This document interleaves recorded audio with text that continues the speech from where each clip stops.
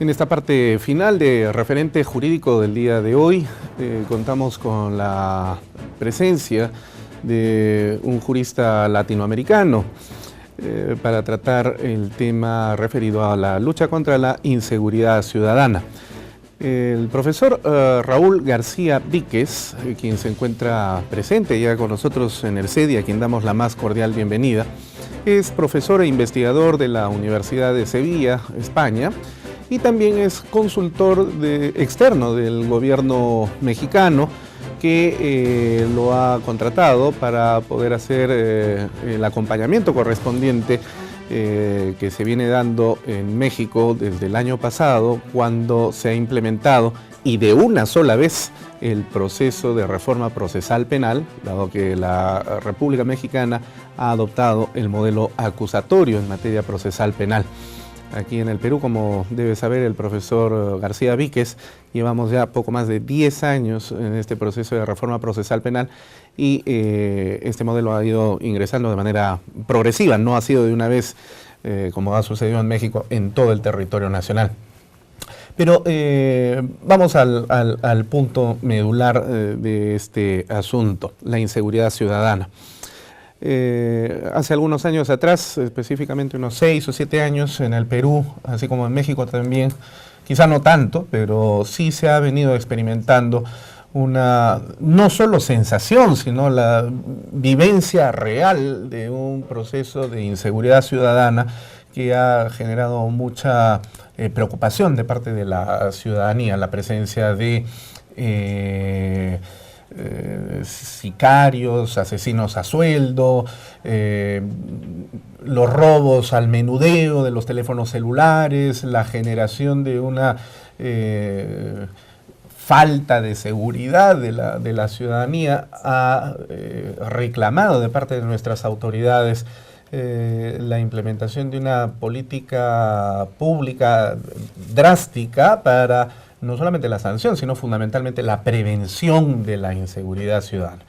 Pero este tema no es un tema estrictamente jurídico, es un tema que es atravesado por múltiples vectores y que tienen que ver con procesos educativos, culturales, política criminal, modificación de los códigos penales.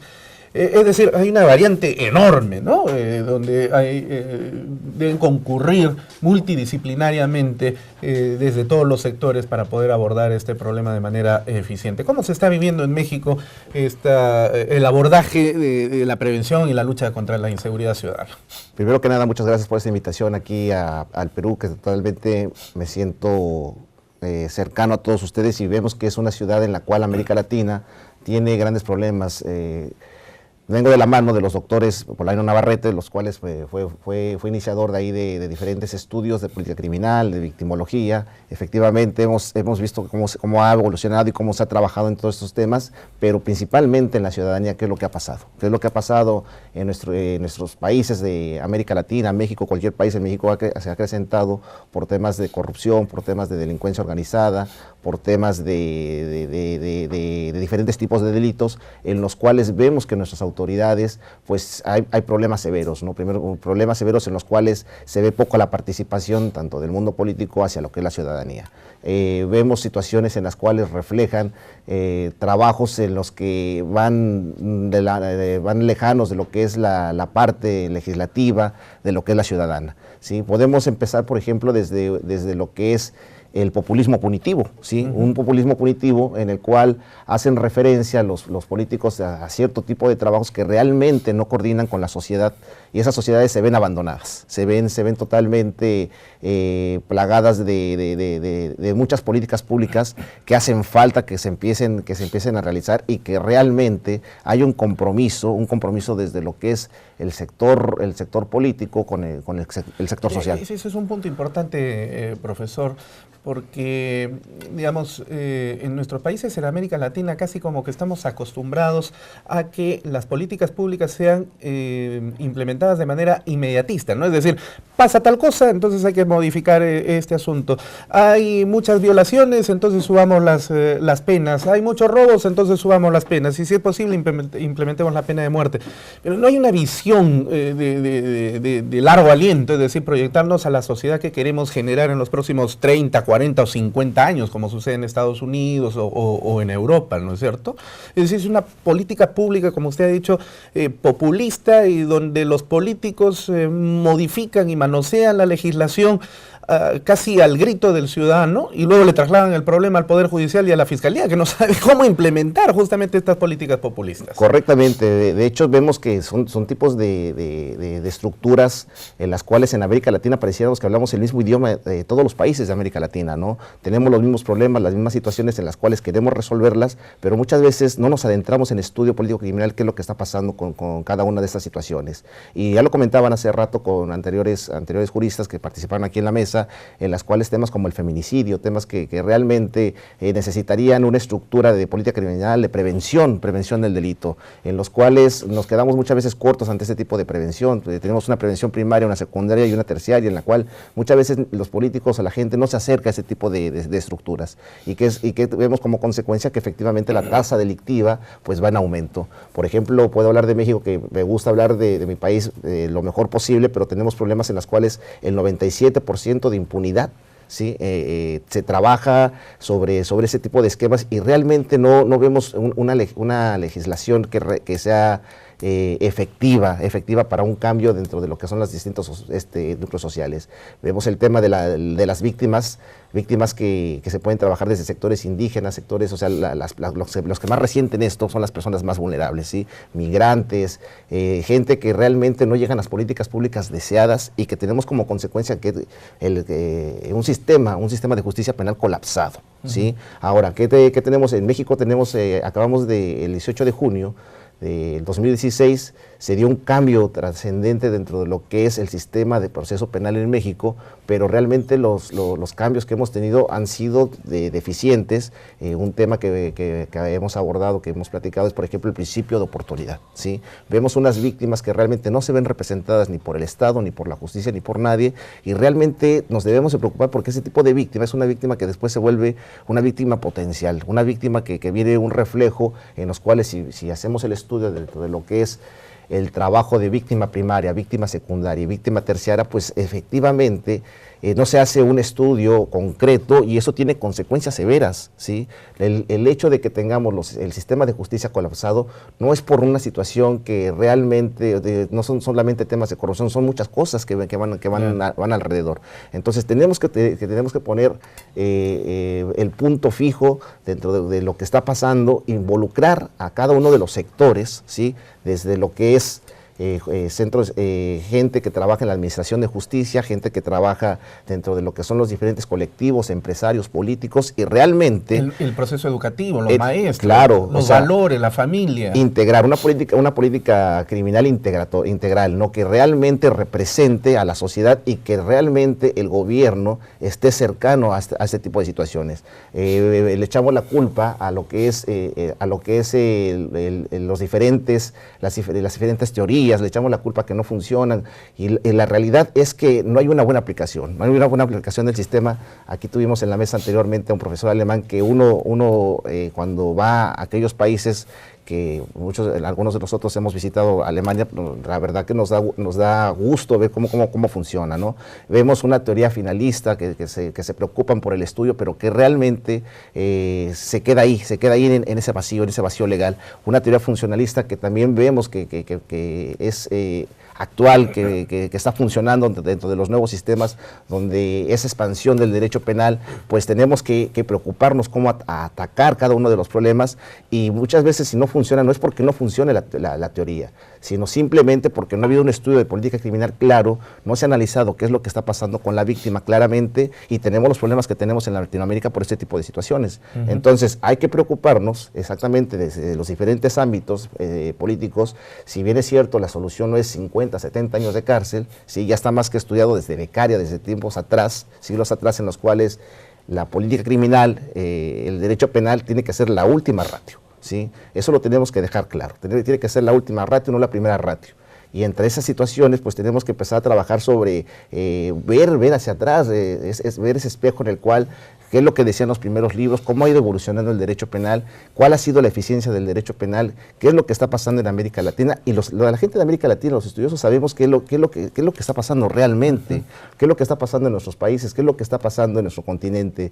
Y no le podemos echar solamente la culpa a un gobierno, a la corrupción. Hay muchas situaciones en las cuales no el derecho penal puede abarcar todo ese tipo de esquemas. Bueno, es que en ese punto, si me permite, como decía Zaffaroni, es que los juristas del derecho penal tienen el poder, no para cambiar la sociedad, sino para poder influir sobre quienes aplican el derecho, pero el poder de las políticas públicas la tienen los políticos, y ellos no son juristas necesariamente, ¿no es cierto? Miguel. Bueno, muchas gracias, Luis, muchas gracias. Bueno, yo conozco al doctor Raúl García Víquez desde hace mucho tiempo, porque él ha estudiado en la Universidad de Sevilla, él hizo unos estudios de doctorado y de especialización en victimología, y porque además yo he visitado también México en muchas ocasiones, también de la mano de Raúl.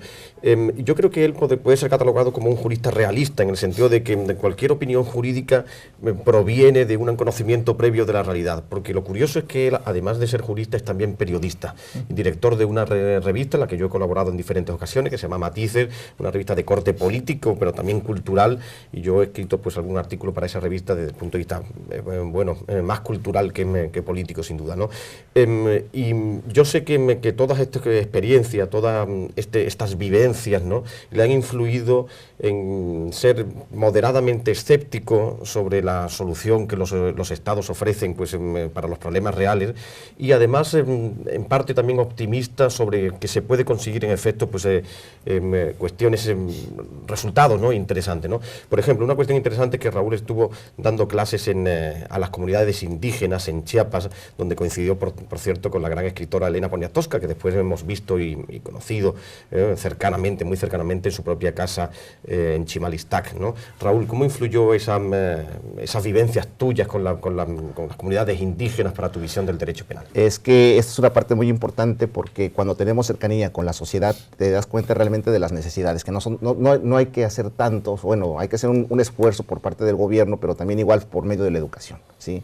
Sabemos efectivamente que un tema de prevención, una prevención primaria, es la educación y la cultura. Entonces, si vemos países como Nicaragua, por ejemplo, que alguna vez hemos viajado por ahí, la parte de Granada, lugares en donde, en Sevilla o en muchos lugares en los cuales apremió en su momento la delincuencia por medio de la educación, con una estructura de política pública que sea eficiente y que la misma sociedad se involucre, vemos cómo la sociedad puede cambiar de manera inmediata, ¿sí? Vuelvo a repetir, no necesitamos esas penas extremas de 50, 60, 70 años de cárcel, las cuales van a tener más problemas para la sociedad. Se confronta al ciudadano, no le damos una solución a la víctima, como decía hace rato el profesor José Luis de la Cuesta, que efectivamente la víctima tiene que ser atendida, ¿sí? La víctima no se puede dejar ahí nada más, ¿sí? Se tiene que trabajar sobre lo que está pasando con este sector social vulnerable y ponerle especial atención. Si no le ponemos especial atención, pasan de ser de víctimas a victimarios, ¿sí? Entonces el Estado se confronta a un problema realmente que muchas veces la situación es la falta de organización por parte del Estado para ciertos tipos de sector social. Ahora, el propio medio cultural, digamos, implementa una especie de fomento de la violencia y de una especie de valoración mayor de una sociedad en la que, entre comillas, el vivo sobresalga sobre el que es el tonto, ¿no? Y eso conlleva a producir los primeros pasos delictivos. O sea, el sistema educativo que no educa y el sistema de los medios de comunicación que fomentan esto y que introducen a través de la prensa masiva, televisión, prensa escrita, prensa hablada, una suerte de ideales que nada tienen que ver con los valores, ¿no? Y luego, bueno, se produce todo esto, se mete a la licuadora y tenemos una argamasa que termina constituyéndose la materia prima sobre la que se genera la delincuencia. El jurista, ¿cómo aborda ese tema, el jurista de derecho penal? Bueno, es un tema muy interesante, además un tema de mi tesis doctoral en cuanto a lo que es la libertad de expresión. ¿Sí? Los medios de comunicación juegan un papel esencial dentro de lo que son los estados democráticos. Si tenemos medios de comunicación los cuales no se comprometen con la sociedad, se comprometen con los gobiernos, tienen un tipo de trabajo el cual no es el más ético, vamos a tener también problemas. ¿Por qué? Porque la situación que están transmitiendo ellos hacia la sociedad es una telebasura, un tema en el cual no le va a funcionar, va a ser, en su momento va a tener ciertas, cosas que realmente los mensajes no van a ser negativos. ¿Sí? Hay que dejar claro qué es lo que es la libertad de expresión. La libertad de expresión es la opinión de ideas, ¿sí? Es transformar, es hacer que esa opinión construya, no destruya. ¿Sí? En esa situación, ¿qué es lo que pasa con el derecho penal? El derecho penal lo que tiene que hacer es ir de la mano dentro de estas políticas públicas, dentro de con este tipo de sectores, entre los cuales, por ejemplo, son los medios de comunicación, juegan un papel el cual el Estado debería estar pendiente, ¿sí? De trabajar de manera conjunta para saber qué es lo que están haciendo cada uno de los medios de comunicación. Todo con el sentido de no censura. ¿Sí? Siempre tener apertura hacia lo que dicen los medios, y claro, como todo, podemos tener medios de nota roja, cualquier cosa, pero siempre tener en países como los países de América Latina, tenemos que tener mucho cuidado con lo que estamos difundiendo, porque desgraciadamente las primeras personas que recepcionan todo este tipo de información son diferentes tipos de sectores, pero a los que más les afecta son a los sectores más vulnerables. ¿Sí? Eso es una situación en la cual tenemos que tener cuidado, principalmente quiénes son las generaciones que absorben todo esto. Nuestras niñas, la gente, los niños, hay que tener cuidado con los niños. O sea, es un sector en el cual, por eso después volteamos a ver a tener niños sicarios, pues cuestiones como estas, pero porque todos somos partícipes dentro de esas deficiencias sociales. Claro, nos horrorizamos de lo que vemos, pero digamos, hemos sido contribuyentes de ese proceso, al menos por omisión, ¿no? Profesor Polaino, para ir cerrando el programa. Muchas gracias. Bueno, hemos hablado aquí de un concepto fundamental, que es el concepto de inseguridad ciudadana.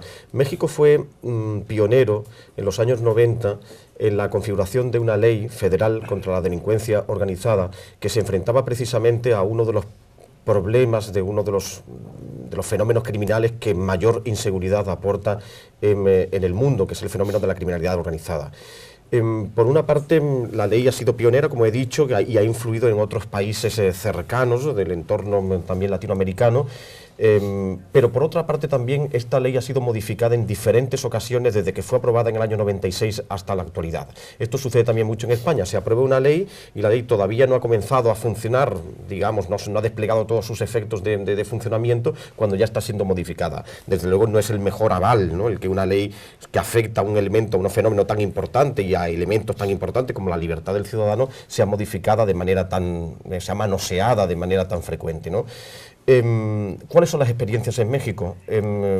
¿Cuál existe la realidad? ¿Cuál es la realidad del combate a la delincuencia organizada? ¿Las experiencias son positivas? ¿El fenómeno de la delincuencia organizada ha sido combatido realmente por mor de esta ley? Lo que puedo opinar, que México primero tiene 32 estados, ¿sí? Esos 32 estados se busca la posibilidad de que los estados fronterizos con Estados Unidos tengan una regulación. Hay estados, podemos decir, por ejemplo, el estado de Nuevo León, el cual hay estados más avanzados, otros menos, ¿sí? Y todo tiene que ver exactamente con lo que habíamos comentado, ¿sí? Vamos a cerrar esto en el sentido de que si se involucra al gobierno, si se involucra a cada uno de los sectores, pues va avanzando. La realidad es de que actualmente en México tenemos un 97% de impunidad, no se ha avanzado, seguimos trabajando sobre ciertas circunstancias en las cuales más o menos se beneficia un factor o un factor de la cadena de todo este sistema es la policía, y muchas veces la policía se ve corrompida por estos cuerpos delictivos. Bueno, definitivamente con México tenemos una tremenda hermandad, no solamente en el sentido cultural e histórico, sino también en lo anticultural, ¿no? Y en estos temas que nos vinculan muchísimo. Pero lamentablemente el tiempo ya nos ha ganado. Profesor García Víquez, le agradecemos por su presencia, nuestro saludo fraterno a la República de México. Y bueno, también queremos agradecer al profesor Miguel Polaino Orts, que el día de hoy nos ha acompañado para la realización de este programa especial de Referente Jurídico.